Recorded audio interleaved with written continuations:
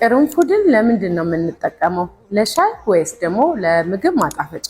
ዛሬ እኔ ለየት ባለ መልኩ ለፀጉራችን እንዴት እንደሚጠቅመን እነግራችኋለሁ። ሰላም፣ ራሄል ነኝ ከጉንጉን የውበት ሳሎን የፀጉር ባለሙያ።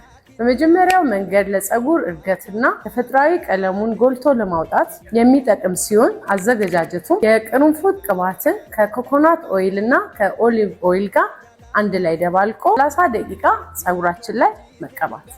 ሁለተኛው መንገድ ደግሞ ፎሮፎርን ለመከላከል የሚጠቅመን ሲሆን የቅርንፉድ ቅባቱን በምንጠቀመው ሻምፖ ወይም ኮንዲሽነር ላይ ቀላቅሎ መጠቀም ወይም ቅርንፉዱን በውሃ አፍልቶ አቀዝቅዞ በንጹህ ፀጉር ላይ መለቅለቅ። ሶስተኛው መንገድ ደግሞ ፀጉራችን እንዲፋፋና እንዲጠነክር የሚያግዘን ሲሆን ቅርንፉዱን በመፍጨት ከእርጎ ወይም ደግሞ ከእሬት ጋር ቀላቅሎ ለ30 ደቂቃ ፀጉራችንን ተቀብተን ማቆየት። እንደዚህ አይነት ትሪትመንቶችን በሳምንት አንድ ጊዜ ብናደርግ ለፀጉራችን ጥሩ ለውጥ እናገኛለን። የቅርንፉድ ቅባትን በቤታችን እንዴት ማዘጋጀት እንዳለብን ማወቅ ከፈለጋችሁ ኮሜንት ሴክሽን ላይ አሳውቁን።